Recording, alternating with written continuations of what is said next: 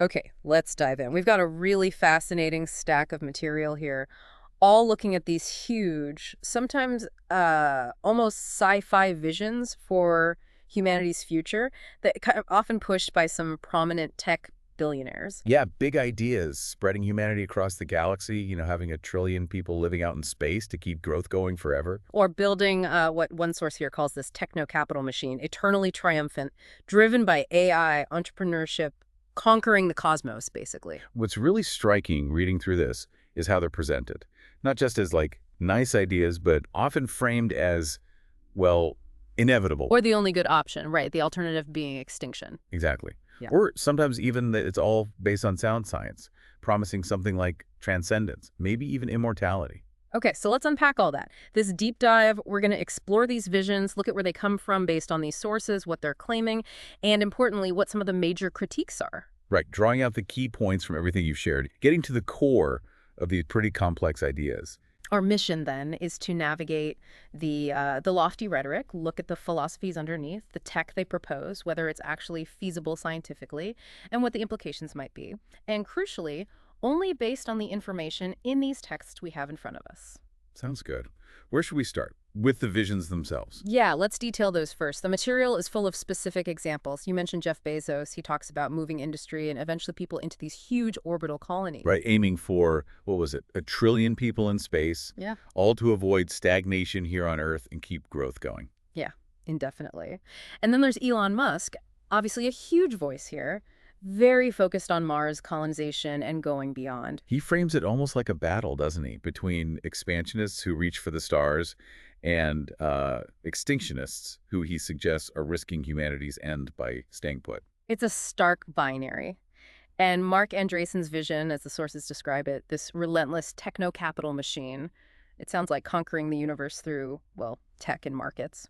And a key theme running through the sources is their claim that this future isn't just desirable for them, but good for everyone, and somehow scientifically proven or revealed. The material does note that, well, the evidence backing some of these claims can be pretty shaky. Yeah, but the belief seems genuine, earnestly held.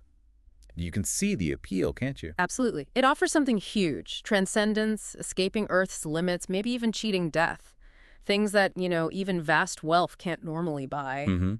And the sources really highlight how pursuing this future becomes a kind of justification. Oh, so? Well, it validates their current business models, their growth.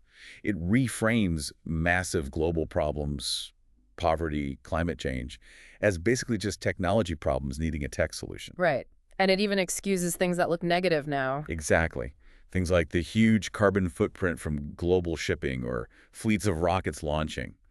The argument describes that these are just necessary steps, bumps on the road to this glorious, immortal future. There's a really potent line in the material that says, if that ultimate future never actually arrives, the excuse for pursuing it never really wears out. Which is quite a thought. So this kind of thinking, this expansive vision, the source is connected to certain underlying philosophies. Okay, like what? One that comes up a lot is effective altruism, or EA. Right, I've heard of this. It's about using reason and evidence to do the most good possible, often with charitable giving. Precisely. It aims to, find the most effective ways to improve the world. It often attracts people who like optimizing things, engineers, finance types. And it includes that idea of earning to give. Yes, exactly. Making a lot of money, often in tech or finance, specifically so you can donate huge amounts to causes that EA analysis deems most impactful. Okay, so that's EA. And then there's longtermism. Longtermism is described here as a significant branch within EA, and its focus shifts dramatically. It's all about maximizing the positive impact on the far future. Prioritizing potential future generations over people alive today. That's the core idea presented in the sources.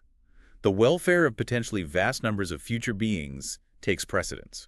This is where those, frankly, mind-bending numbers come in, isn't it? It is. The long-termist logic described often hinges on these astronomical possibilities. Yeah. If humanity spreads through space, the potential number of future human equivalent lives is just staggering. Like 10 to the power of 26 just in the Milky Way, or 10 to the 40 if we fill the observable universe.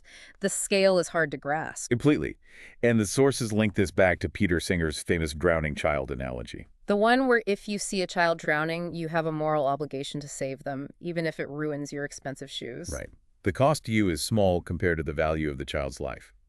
Long-termism, as explained here, extends that logic across time and space. How does that work? Well, the calculation goes something like this. Even a tiny, tiny chance of positively influencing a fantastically huge number of future beings, say, those 1040 potential lives yields an enormous expected value. So, donating to research for interstellar travel now, even if the chance of success is minuscule, might be calculated as having a greater moral worth than helping millions of people suffering today. According to the framework presented in these sources, yes. That's the potential conclusion. The expected value, mathematically, could dwarf anything you achieve for current generations. The material does note that some proponents acknowledge these calculations feel counterintuitive, maybe questionable, multiplying tiny probabilities by huge numbers. Yeah, it feels a bit like a gamble with morality. But some, the sources say, conclude that within their framework, it's the morally correct path. Okay, so we have these grand visions, these justifying philosophies like long-termism, but the sources dig deeper, right, into the roots, the connections, the controversies. Oh, yes, and this is where, according to the material, it gets really complex and, frankly, pretty eye-opening. Where do we start? The FTX connection seems unavoidable right now. Definitely. The sources draw a clear line between EA and long-termism and the whole Sam Bankman-Fried SBF and FTX collapse. He was a huge proponent of earning to give, wasn't he? Using crypto trading via FTX as his method. Very vocal about it. And the sources point out that even before the fraud allegations, the crypto trading itself raised ethical questions for some, particularly around the massive energy use, often from fossil fuels, for certain mining processes. And the collapse really brought a harsh spotlight onto EA, didn't it? Absolutely. Headlines asking things like, how effective altruism let Sam Bankman-Fried happen? It forced a lot of uncomfortable questions. And the sources detail the money flow, huge donations from SBF and FTX to EA and long-termist organizations. Massive amounts. To the FTX Future Fund, Effective Ventures, and also to media outlets. A lot of that funding then had to be clawed back during the bankruptcy. It also brought out details like Caroline Ellison's writings, SBF's colleague. Yeah, her personal blog or Tumblr, apparently reflecting some of these optimization ideas like world optimization, it all became part of the narrative. But the roots go back further than SBF, according to these texts. Much further. The sources trace threads back to movements like extropianism from the 80s and 90s. What was their main focus? Fighting entropy, basically. Seeing entropy, the tendency towards disorder, as the ultimate enemy. They were focused on achieving transcendence, often through technology, radical life extension. And the material notes, they often held some pretty strong political views. Yes, often radical libertarianism. Yeah. Very pro-capitalist, often anti-democracy, or skeptical of it. And here the sources highlight something quite troubling, instances of casual bigotry within some of those early communities. They do. The source material includes specific examples. There's a quote cited from a 1996 email attributed to Nick Bostrom. Who's a major figure in long-termism now. Right. The quote cited is, "Blacks are more stupid than whites." I like that sentence and think it is true, which is jarring. Extremely. And there was another example. A pamphlet mentioned from an MIT extropian group in '97, apparently making similar kinds of claims about women and minorities. The sources use these to show that these kinds of discriminatory ideas were unfortunately present in some of these originating circles. So the sources suggest this mix of radical libertarianism, tech focus, anti-establishment thinking, and a belief that free markets just sort things out fairly. It maybe created an environment where attributing inequality to inherent differences rather than society or systems found some traction. That seems to be the connection the sources are drawing. This thread then leads forward to the rationalist movement. Associated with figures like Eliezer Yudkowsky, platforms like Less Wrong. Exactly. This community also often shares that dream of a limitless space future, and they place enormous importance on global risks, especially from advanced AI. Yudkowsky is quoted in the sources saying something quite extreme about AI risk, isn't he? Yeah, something like any other facts about this era are relatively unimportant compared to the danger of misaligned superintelligent AI. Yeah. It's seen as the overwhelming priority. The sources also mention their tendency to form these close-knit communities, like group houses in the Bay Area. And the sources then discuss connections between some figures in these circles and the near-reaction movement, sometimes called the Dark Enlightenment. Yes, which is described as a branch of the alt-right, advocating for things like absolute monarchy autocratic hierarchy, explicitly anti-democratic. And Peter Thiel's name comes up here. The material points to his connections with key neo-reactionary thinkers like Curtis Yarvin, and it quotes Thiel's own past statements questioning if freedom and democracy are compatible. He specifically cited things like welfare beneficiaries and women getting the vote as making capitalist democracy problematic. That's what the sources quote him as saying, yes. They also note his financial backing of Republican politicians who have apparently echoed some of Yarvin's anti-democratic ideas, like replacing civil servants with political loyalists. Wow. Okay, another connection explored in the sources is to ideas around human biodiversity, HBD, often critically called race science. Right. The material links this historically to figures like early psychologists Spearman, Burt, Jensen, and perhaps most famously, the book The Bell Curve. And the sources provide the critical context here, that this work is widely seen as flawed. Yes, heavily critiqued as often being based on disingenuous methods, biased interpretations, just fundamentally flawed science. And the actual scientific consensus on genetics and IQ. As cited in the material, it's very clear. Genetic variations related to IQ are broadly distributed across all human populations. They aren't linked to superficial markers like skin color that we associate with race. Differences in average scores between groups are much better explained by environment, culture, socioeconomic factors, not innate biology tied to race. But despite that consensus, the sources note some within the rationalist community are still open to these HBD ideas. They mention Scott Siskind, who writes the blog Slate Star Codex, stating publicly that HBD is probably partially correct, or at least very non-provably not correct. Which sounds like hedging, but still gives it credence. Exactly. And the material highlights Siskind also saying that reactionaries like Yarvin have important insights, and that he was interested in finding the good parts of reactionary thought, despite acknowledging the problematic aspects. This is presented as an example of how these controversial ideas can circulate. Again, just to be crystal clear for our listeners, we're reporting on the connections and views presented in the source material here, not endorsing them ourselves. Absolutely crucial point. And on a different note, related to the community culture itself, the sources also cite reports alleging a toxic environment in parts of the irrationalist community. What kind of allegations? Specifically, multiple sources mentioned reports of sexual harassment and abuse. The material also notes historical connections for some individuals to Jeffrey Epstein's circle, and even an association in the past with an elitist sperm bank project. Okay, so a complex and sometimes deeply troubling ecosystem surrounding these grand future visions. Let's pivot now. We've looked at the ideas, the philosophies, the roots. But what about the core question? Are these futures even possible scientifically? Right. Because the sources really dig into the scientific plausibility, and frankly, they raise some huge red flags. Let's start with space colonization. That's often step one. Usually Mars, right. That's the main focus. It is, but the material lays out just how incredibly hostile Mars is. The sources list the problems.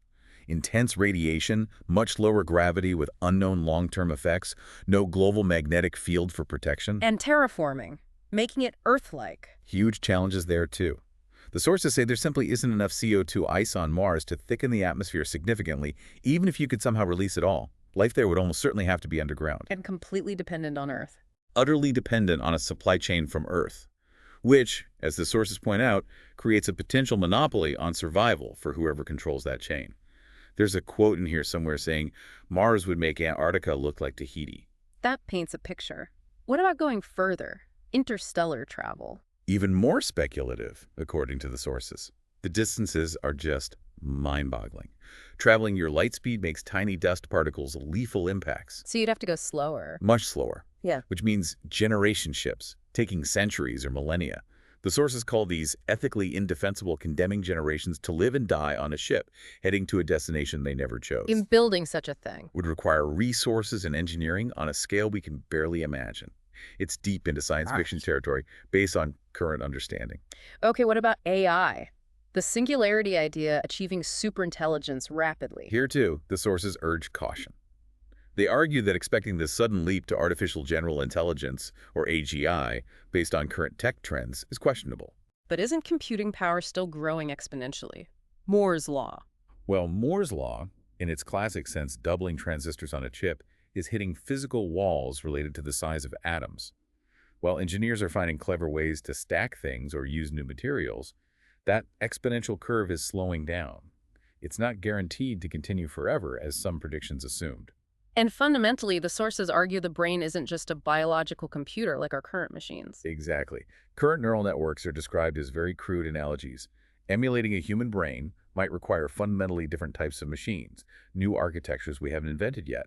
It could take centuries, the sources suggest, not just a couple of decades. They mention Ray Kurzweil's predictions specifically. Yes, his confident predictions of AGI by 2045, for example. Yeah. The material points out that his previous predictions about the timing of the singularity have repeatedly been wrong over the years. Okay. Nanotechnology is another pillar of some of these future visions. Right, K. Eric Drexler's 1980s vision of molecular assemblers, tiny robots building things atom by atom, ending scarcity, enabling radical life extension. Sounds amazing, but feasible. The sources are skeptical. They stress that the kinds of nanorobots needed for these visions, like tiny machines that could repair cell damage from freezing in cryonics, are purely hypothetical right now. There are actual scientific reasons to doubt they could work as envisioned. Yes, based on physics and chemistry at that scale.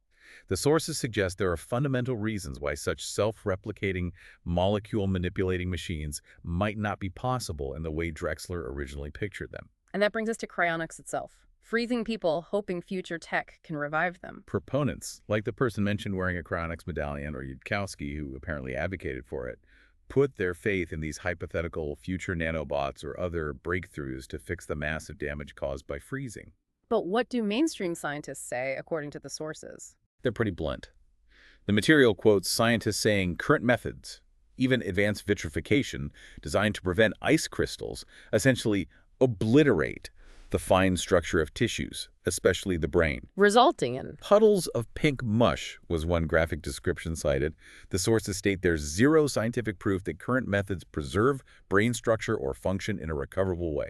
So terms like crack pottery or pseudoscience are used. They are, by some scientists quoted in the material. There's a great analogy used. It's like trying to plug an ancient Egyptian papyrus scroll into a USB port and expecting to read the text. The fundamental formats are just incompatible. This reality check really sharpens the next question the sources raise. Given how speculative and scientifically challenging these visions are they the right problems to be pouring resources into? Exactly. Especially when compared to the problems we face right now and today. A big focus for the long-termist and rationalist communities, as mentioned, is AI alignment. Right, the hypothetical risk of a superintelligent AGI emerging with goals that aren't aligned with human values. The classic paperclip maximizer thought experiment. Where an AI told to make paperclips just turns everything, including us, into paperclips because that's its only goal. Precisely. The reasoning often cited, as explained in the sources, relies on the orthogonality thesis intelligence, and goals aren't necessarily linked. An AI could be super smart, but have a dumb or dangerous goal. And the idea that any powerful AI would inevitably seek power and resources to achieve its goal, making it a threat. And as we heard, Yudkowsky is quoted viewing this as the single most important problem of our time. But the sources contrast this future, speculative risk with a very present danger. Algorithmic bias. Yes, bias in AI systems we were already using. Facial recognition, predictive policing, loan applications, hiring algorithms. The sources detail how biases in the training data bake in and even amplify existing societal inequalities. With real, tangible consequences for people's lives. Absolutely. Life-altering consequences. Unfair loan denials, discriminatory policing targeting minority communities, people being wrongly identified, often hitting marginalized groups the hardest. And some prominent AI ethics researchers are critical of the focus on the hypothetical AGI threat. Very critical, according to the sources. People like Timothy Gebru and Francois Chollet are quoted, arguing that this focus on speculative superintelligence risks is like intellectual sleight of hand, or even BS. Well, yes. Because, they argue, it distracts from the urgent, necessary work of fixing the actual harms caused by AI systems deployed now. Gebru is quoted expressing strong reluctance to even collaborate with people she sees as laundering their reputations by focusing on far-off risks while ignoring present-day damage. The sources also bring up Toby Ord's estimates of existential risk. Yeah, his calculation putting the overall risk of humanity wiping out its potential in the next century at 1 in 6, which is high. But it's the breakdown that's surprising, right? It is. Ord attributes, 10% risk to AI, 3% to engineered pandemics. But only 1 in 1,000, or 0.1%, each to climate change and nuclear war. Which a sources found. Breathtaking is the word used. that a serious ethicist would rate a hypothetical AI threat 50 times more likely to cause existential catastrophe than climate change and nuclear war combined. Does that seem out of step with mainstream science? The sources suggest his climate risk assessment, in particular, seems way off the scientific consensus and might not properly account for how different risks could interact, like climate disruption fueling conflict, for example. Okay, so beyond feasibility and risk assessment, the sources also push towards deeper questions about values and meaning. Right. This intense focus on quantification, especially in long-termism, trying to boil everything down to numbers. The sources argue it risks losing sight of people. Reducing complex issues in human lives to entries on a spreadsheet. Potentially, yes. Overlooking crucial qualitative aspects of life. And maybe ignoring the deep-seated systemic problems like poverty, inequality, exploitation that aren't just technical glitches to be optimized away. There's a quote mentioned about EA not seeming concerned with understanding power structures. Yes, a philosopher quoted observes that EA often doesn't seem focused on how power works, except maybe how to align itself with existing power structures. But sources offer an alternative perspective, too, mentioning Carl Sagan. Yeah, his view from Cosmos. If there's life elsewhere, even microbes on Mars, it has intrinsic value. Mars then belongs to the Martians, he said. So from that perspective, boundless human expansion could actually be seen as a negative, a cosmic injustice. Potentially. Paving over unique ecosystems or nascent life, limiting the universe's own potential diversity and beauty. And the sources bring it back to Earth, our actual home. Reminding us that this planet is uniquely suited to us, shaped over billions of years. It's filled with incredible beauty, complexity, things almost beyond imagination. Whales, tardigrades, ancient forests. And billions of people living right now. 8 billion people here now who, as the sources put it, need our regard, our care, and our love. The point being that our actions now, our kindness, our appreciation of the world, that has meaning in itself, regardless of the far future. That's the powerful argument made, that these present moments, these connections, hold intrinsic value, whatever happens billions of years from now. Speaking of which, the sources do touch on the ultimate cosmic fate, heat death, entropy winning out eventually. Yeah, the universe will end through heat death or maybe something else like vacuum decay. But we're talking billions upon billions of years, almost incomprehensible timescales. There's that anecdote about someone being relieved just hearing the sun won't swallow Earth for 5 billion years. Right, it puts our immediate anxieties into a very, very different perspective. Does this maybe suggest, as the sources hint, that some of this intense drive for technological salvation, immortality, space futures, is tapping into something older, maybe religious impulses? That's a fascinating point raised, that these deep eternal questions about consciousness, free will, life after death questions once tackled by philosophy or religion, are now being framed by some primarily as engineering problems to be solved. Science fiction's role is complex here too, according to the material. Definitely. On one hand, shows like Star Trek, even with shaky science, offered these powerful visions of a better future. A diverse crew working together, explicitly tackling issues like racism and sexism, like in The Measure of a Man. Exploring ethical questions. Yeah. Exactly.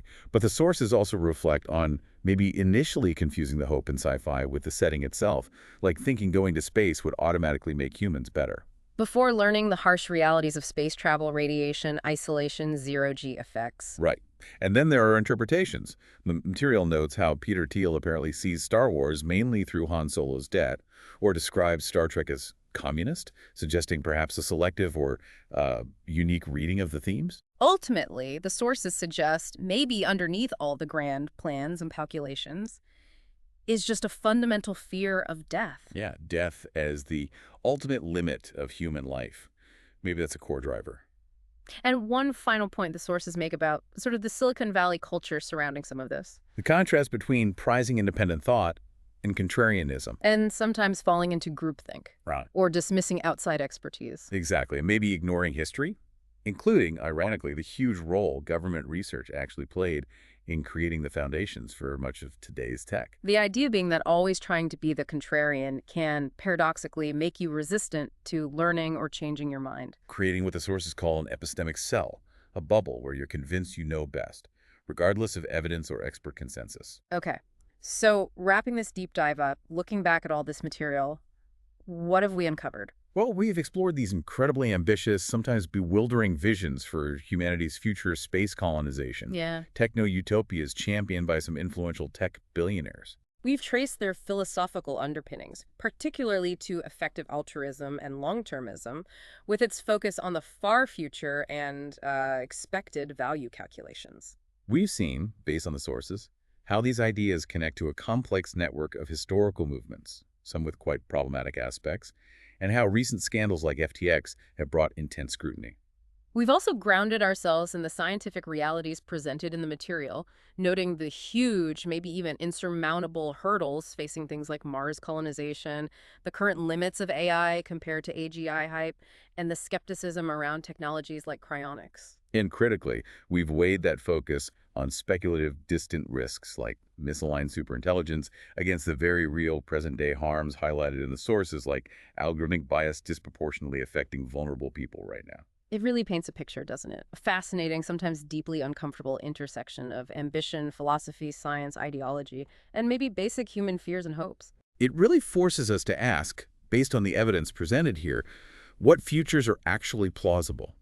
Which ones are truly desirable for everyone? And crucially, where should our focus, our energy, our resources be directed today? A final thought then, building on that, for you, our listener, to mull over. If the sources are right, and the universe is ultimately heading for heat death billions of years from now, Yeah. does that cosmic endpoint make our actions, our care for each other, our stewardship of this planet now, less meaningful? Or does it perhaps make them infinitely more precious?